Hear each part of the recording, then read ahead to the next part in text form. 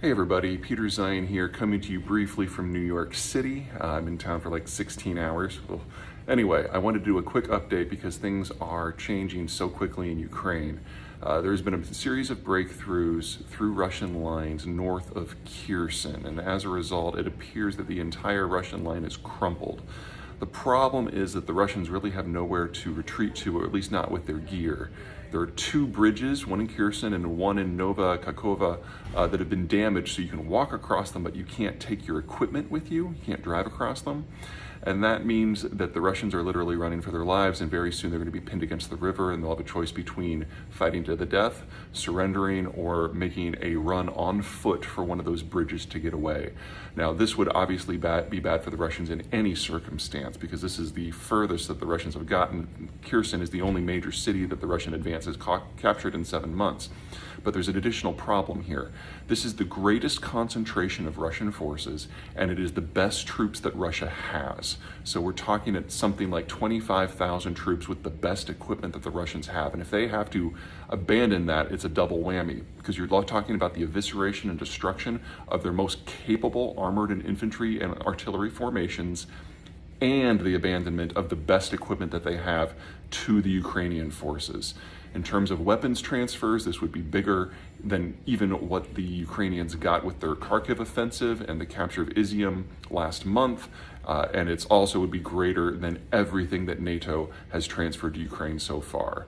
Now, I still believe that this is Russia's war to lose.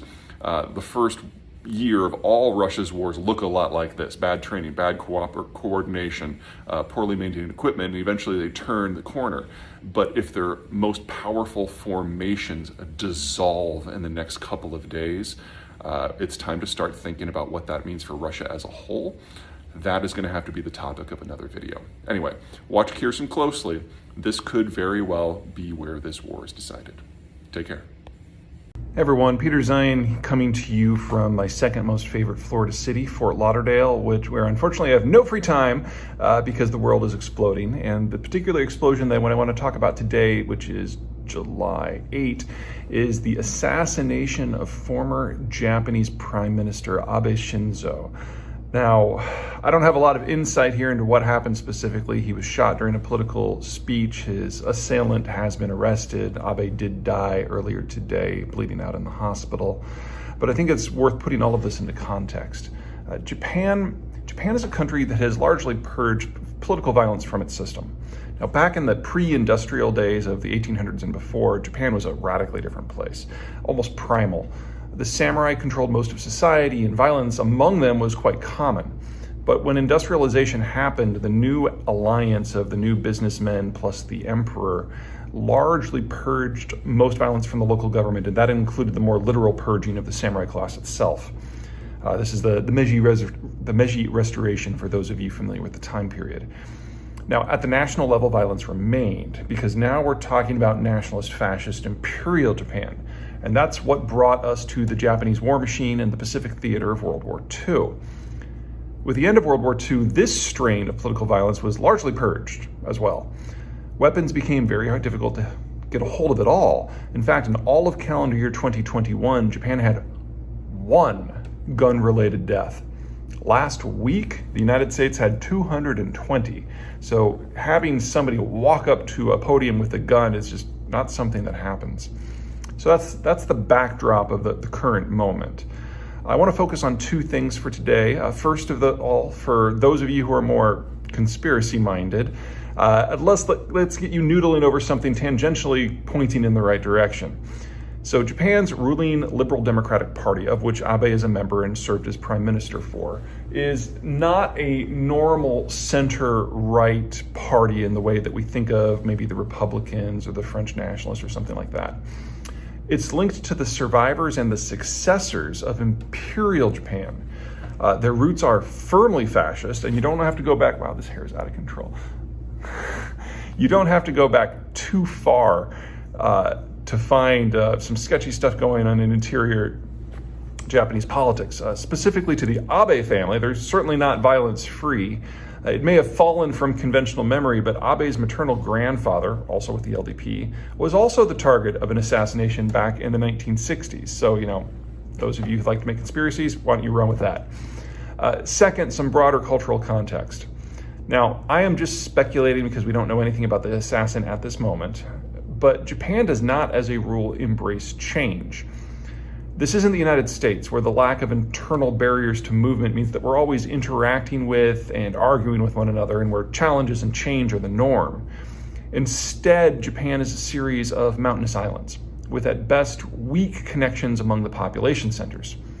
Governing Japan traditionally requires the establishment of a very delicate balance among its various regions.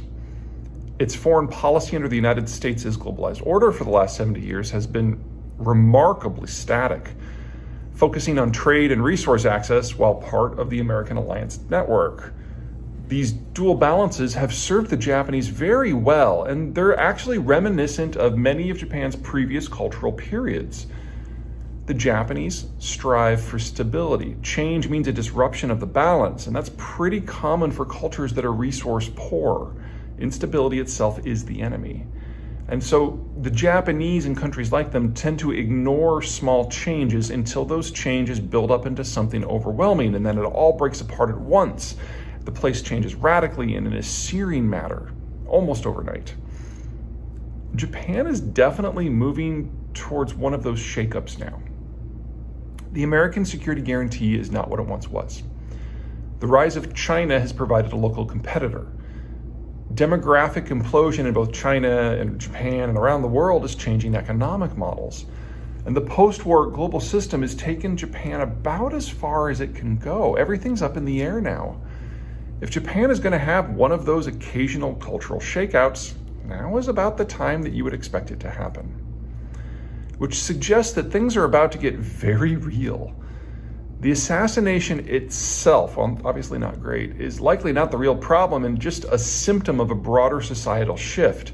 The last time the Japanese had one, it didn't end until the nuclear destruction of Hiroshima and Nagasaki.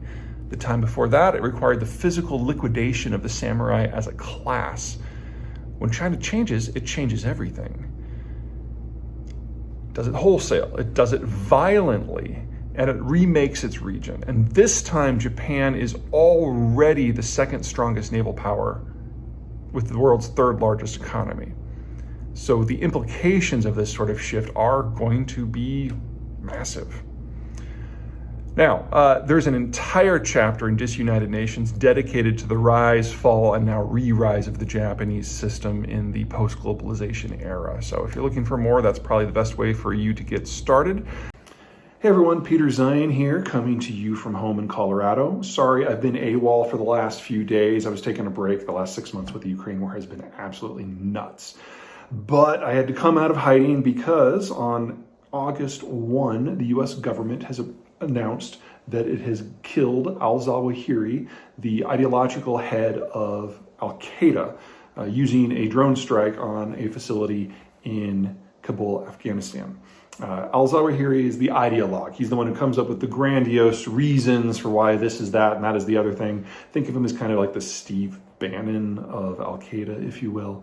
Anyway, he hasn't really mattered for a while. With the death of Osama bin Laden well over a decade ago, Al-Qaeda has basically ceased to function as any sort of transnational terror group and basically started selling t-shirts as franchises. So we have Al-Qaeda of Lebanon and Al-Qaeda of Nigeria and Al-Qaeda of the Philippines, which have negligible ties in terms of Al-Qaeda parent back in Afghanistan. It was really just a marketing campaign.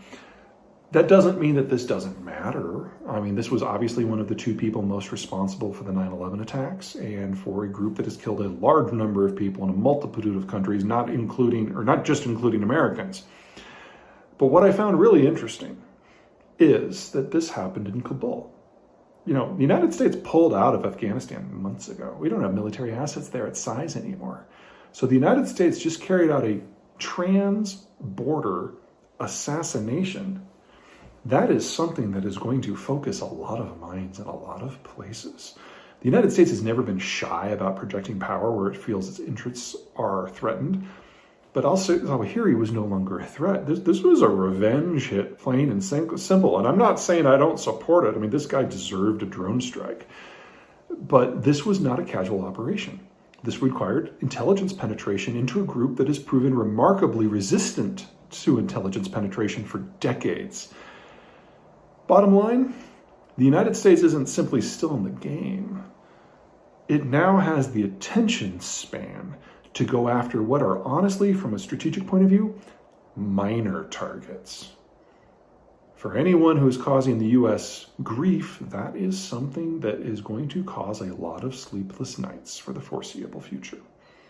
Okay, that's it from me. I'm probably going to have another one today, so stay tuned. Take care.